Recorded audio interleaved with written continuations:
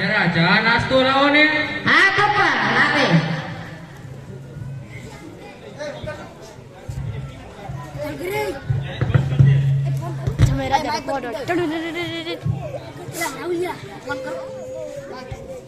બંધ થયેલા વિડીયો ચાલુ કર્યો.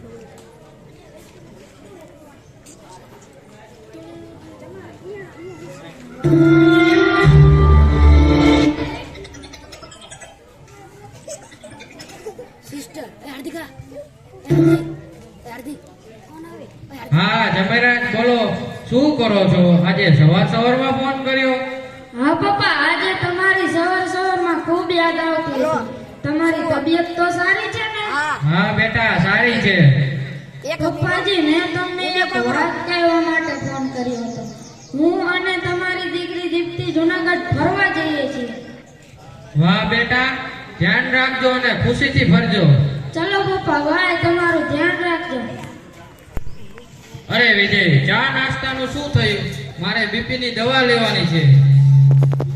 પપ્પા, આજે તો અજયની પત્નીનો ચા નાસ્તો બનાવવાનો વારો છે. હા પપ્પા, મને ખબર જ છે કે મારી પત્નીનો વારો છે, તે બનાવવા જાય જ છે. વારો? શેનો વારો? આ બધું શું છે?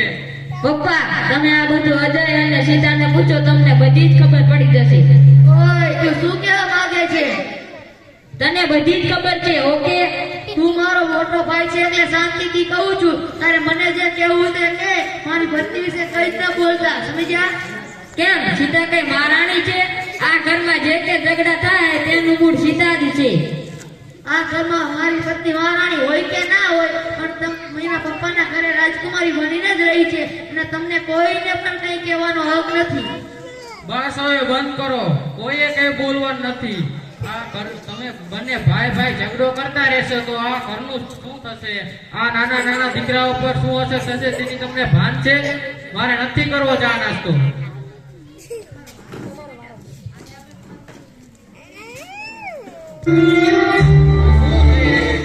કઈ સમજણ પડતી નથી. આમ ભાઈ ઝઘડો કરતા રહેશે તો આ ઘરનું શું થશે? આ અજયના લગ્ન થયા તેમ હજી 1 વર્ષ જ પૂરું થયું છે. આ આજુબાજુ વાળા, આ સમાજના લોકો શું વિચારતા હશે? અરે સરિતા, તારા ગયા પછી હું આપણા બંને દીકરાઓને સાચવી શક્યો નથી. આપણા બંને દીકરાઓને હું એક નથી કરી શક્યો. એટલા માટે મારે કાયમ માટેનો કઈક ઉપાય કરવો જ પડશે.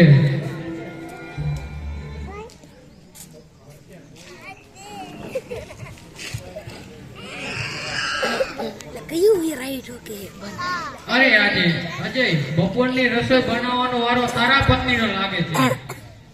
હા પપ્પા, બપોરની રસોઈ અજયની પત્ની કરશે અને સાંજની રસોઈ મારી પત્ની કરશે.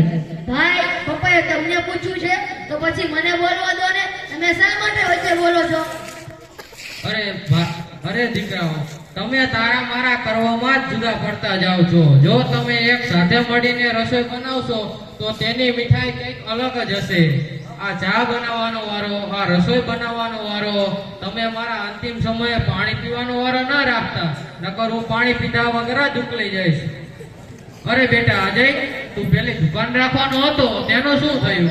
હા પપ્પા, તે રાખવાની જ છે. દુકાનના 25 લાખ કરે છે, એમાં 12.5 લાખ હું કાઢીશ અને બાકીના 12.5 લાખ વિજયભાઈ કાઢશે. આ તું શું બોલી રહ્યો છે? 12.5 લાખ છે ને? સીતાને બ્યુટી પાર્લર બનાવવાનું છે અને આપણે બંને ભેગા રહીએ છીએ એટલે અડધા તો તમારે જ આપવા પડે ને. તને તો તારા સસરા રૂપિયા આપી જશે એટલે, પણ મારા સસરા કઈ એટલા રૂપિયા આપી શકશે તેમ નથી કે મને 12.5 લાખ રૂપિયા આપે. એ બધું મારે નથી જોવાનું, ઓકે?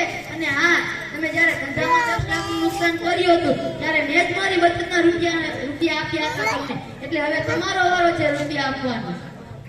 બસ હવે બંધ કરો, કોઈએ કઈ બોલવાનું નથી. સાવ જાનવર જેવો છો.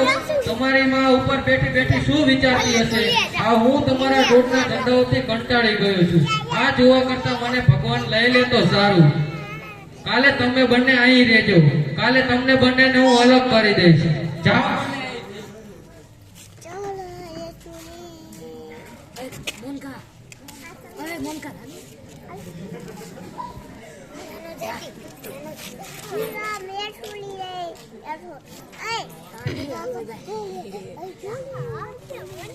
દાદા શું કરો છો? આવ મારા દીકરા. દાદા મને લેસન કરાવો. દાદા રખવું એટલે શું? બેટા આપણે એક કાલે ઘરનું ચિત્ર બનાવ્યું હતું એ લેતો આવો. નો દાદા આપણા ઘરનું ચિત્ર. બેટા આ એક ઘરનું ચિત્ર છે તેના હવે હું બે ભાગ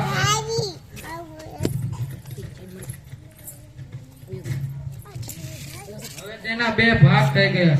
એક ભાગમાં તારા કાકા રહેશે અને એક ભાગમાં તારા પપ્પા રહેશે.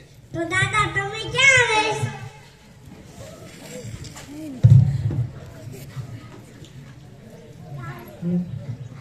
અરે અશોકભાઈ આવો. અરે કાંતિભાઈ તમે મને અચાનક કેમ બોલાવ્યા અહીંયા? વાત તો થોડી ગંભીર છે. શું કરવું શું ન કરવું તે સમજાતું નથી. અરે ભાઈ ચિંતા ના કર, મને બધી જ વાત શાંતિથી કરો. આ મારા બંને દીકરાઓ અને વહુથી હું સાવ કંટાળી ગયો છું. આ જોવા કરતા મને ભગવાન લઈ લે તો સારું. અરે અરે આવું ના કરો, હું તમને રસ્તો બતાવું છું, એમ કરો એટલે બધું સારું થઈ જાય.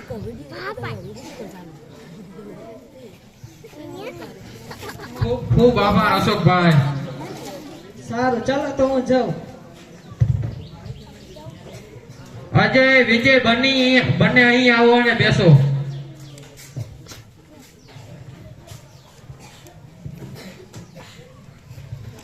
હવે હું મારી મિલકતના તમને બંનેને સરખા ભાગ પાડી આપું છું. હા પપ્પા, હું પણ તમને એ જ કહેવાનો હતો. તો બોલો તમારે બંને ભાઈઓને કઈ રીતે જુદા થવું છે? તમે કંઈક તો વિચાર્યું હશે ને? હા પપ્પા, આ મકાનના 40 લાખ ગણ્યા છે, જે આમાં રહેશે તે બીજાને 20 લાખ આપી જશે. અને આ 30 વીઘા જમીન છે તેમાંથી 15 વીઘા હું રાખીશ અને 15 વીઘા અજય રાખીશ. અરે મારા દીકરાઓ, તમે આ જમીન અને મકાનના તો ભાગ પાડ્યા, પણ મારે કોની સાથે રહેવાનું છે એ તો નક્કી કરો.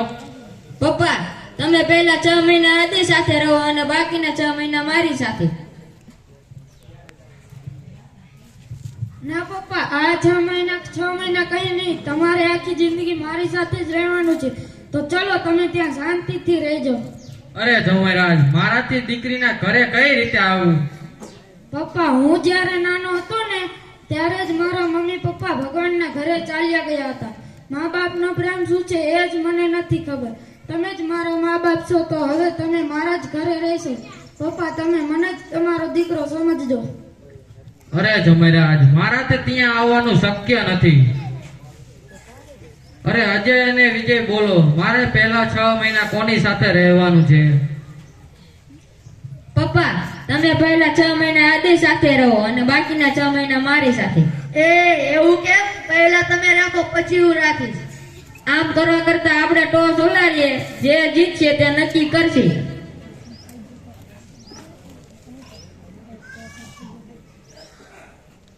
યસ, હું જીતી ગયો. હવે તમે પહેલા 6 મહિના અજય સાથે રહો.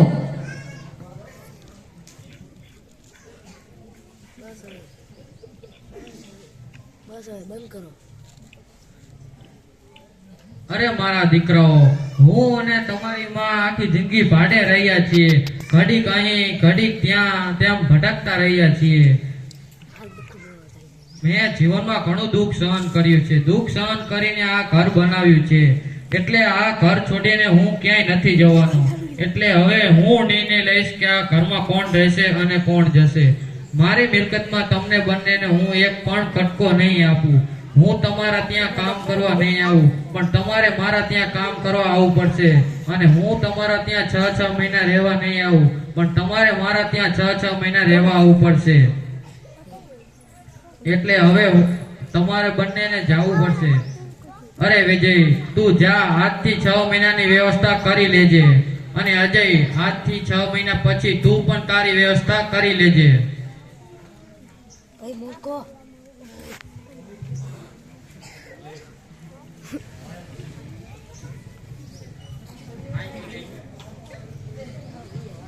દાદા મારા પપ્પાને જ્યાં રહેવું ત્યાં રહે, હું તમારી સાથે રહીશ. મને રાખશો? મને રાખો છો? હાલો તેમ બે ઉભા થાવ બે. પપ્પા, અમારી ભૂલ થઈ ગઈ, અમને માફ કરી દો.